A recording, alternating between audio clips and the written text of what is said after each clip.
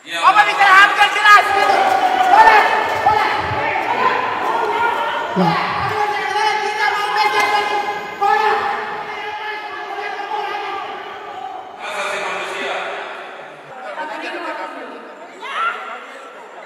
Sudah 2 kali ke MRP, 2 kali RDP.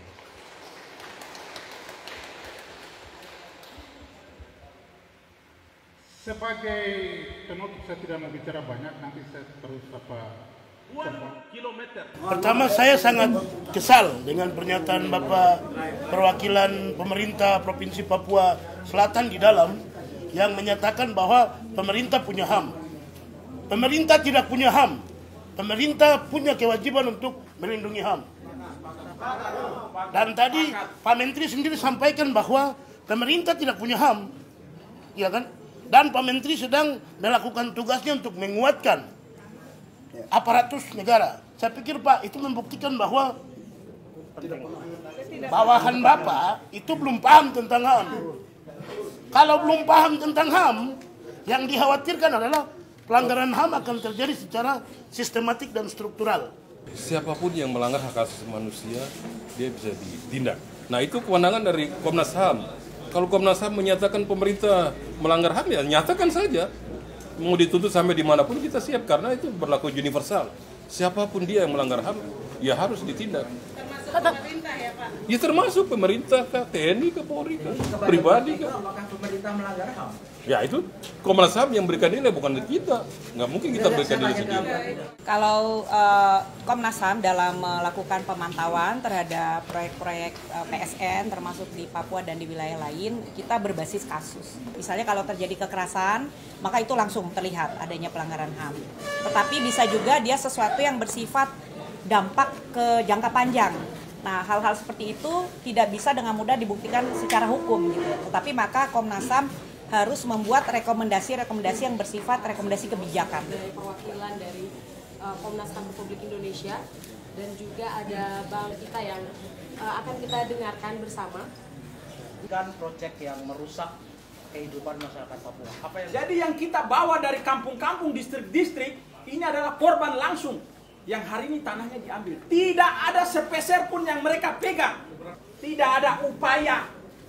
Saya mau bilang, saya anak asli Malin. Tidak ada upaya. Jadi yang bicara tentang upaya penyelamatan hak asasi manusia Malin, tipu. Program PSN, hutan di Gunduli, kita hari ini mengalami banjir. Tahun lalu, Bapak Joko paham, kita mengalami banjir yang cukup dahsyat. Banjir bandang disebutnya, sampai hampir mendekati melewati bumbungan rumah. Jadi ini adalah forum di mana kami ingin mendengarkan secara langsung dari masyarakat terdampak. Jadi kami tidak akan defensif.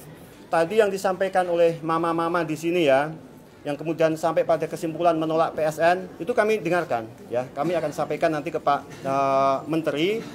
Tetapi untuk lebih dari itu, misalnya adalah untuk menghentikan PSN, ya, yang menghentikan PSN, saya pikir kami Kementerian Hak Asasi Manusia belum bisa mengambil sikap itu. Selamat pagi, Assalamualaikum warahmatullahi wabarakatuh. Shalom, Gunai, moderator Dewan Gereja Papua. Selamat datang Bapak Mugianto.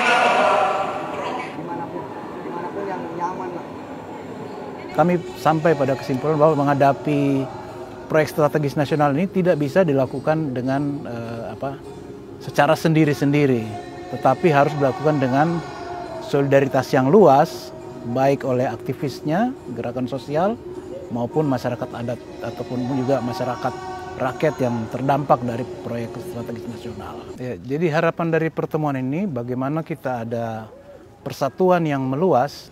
Permasalahan PSN tidak hanya diurus kasus per kasus, tapi secara kolektif oleh masyarakat yang terdampak PSN maupun organisasi masyarakat sipil yang terlibat dalam pekerjaan advokasi ini.